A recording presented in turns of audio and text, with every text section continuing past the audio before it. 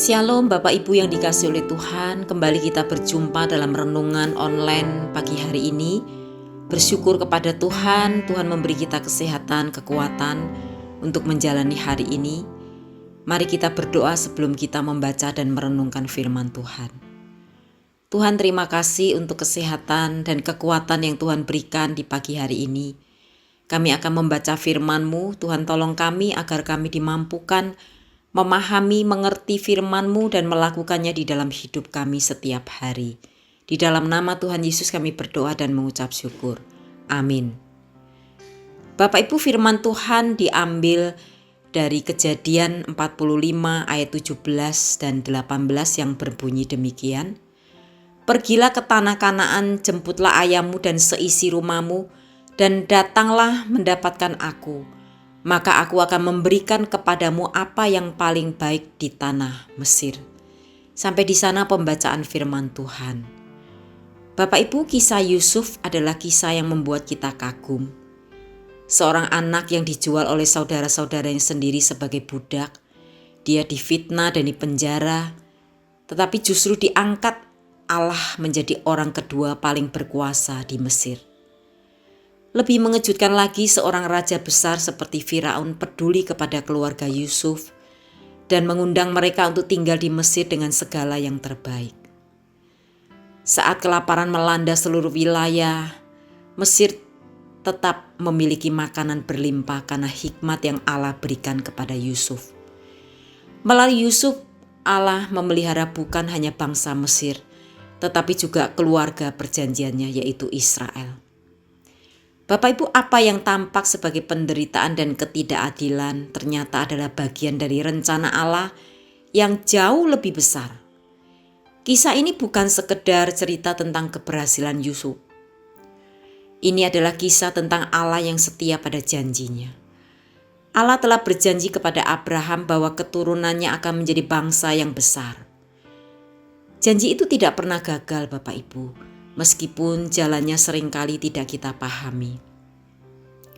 Menjual Yusuf sebagai budak terlihat seperti kejahatan manusia, tetapi Allah memakainya sebagai langkah awal untuk menyelamatkan umatnya dari kebinasaan. Jika Yusuf tidak ada di Mesir, keluarga Yakub mungkin mati kelaparan. Jika garis keturunan Abraham terputus, tidak akan ada bangsa Israel. Tanpa Israel tidak akan ada Raja Daud. Dan tanpa Daud tidak akan ada Mesias. Bapak Ibu, pada akhirnya tanpa semua ini tidak akan ada Yesus Juru Selamat dunia. Melalui kisah Yusuf, Allah sedang menyiapkan jalan bagi kedatangan Yesus Sang Juru Selamat yang akan mati dan bangkit untuk menyelamatkan kita dari dosa. Apa yang tampak sebagai kisah penderitaan Yusuf sebenarnya adalah bagian dari kisah dan kasih dan kesetiaan Allah bagi seluruh umat manusia. Bapak, Ibu, dan saudara yang dikasihi oleh Tuhan, kita sering tidak mengerti mengapa hidup harus melewati jalan yang sulit. Namun kisah Yusuf mengingatkan kita bahwa Allah sedang bekerja. Bahkan ketika kita tidak melihat atau memahaminya, Allah setia, berdaulat, dan penuh kasih karunia. Bapak, Ibu, dan saudara yang dikasihi oleh Tuhan, dalam kehidupan kita, percayalah pada kesetiaan Allah. Meskipun situasi hidup terasa tidak adil atau menyakitkan, jangan cepat menilai rencana Allah, karena Dia sering bekerja dengan cara yang tidak kita duga. Lihatlah hidup dari sudut pandang iman, bahwa Allah sedang menenun kisah yang lebih besar daripada yang kita pahami saat ini. Marilah bersandar pada kasih karunia Allah, karena tujuan akhirnya adalah membawa keselamatan dan kebaikan bagi kita umatnya. Amin. Mari kita berdoa. Bapa di dalam surga, kami bersyukur kepadamu bahwa hidup kami ditenun oleh Tuhan.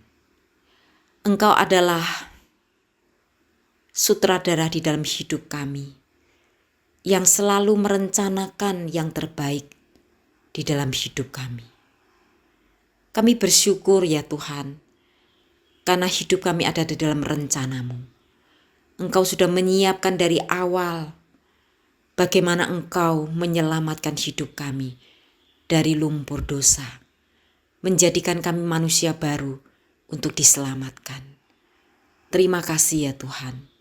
Ajarkan kami untuk hidup mengasihi-Mu, hidup mentaati-Mu, dan hidup bagi Tuhan. Di dalam nama Tuhan Yesus kami berdoa dan mengucap syukur.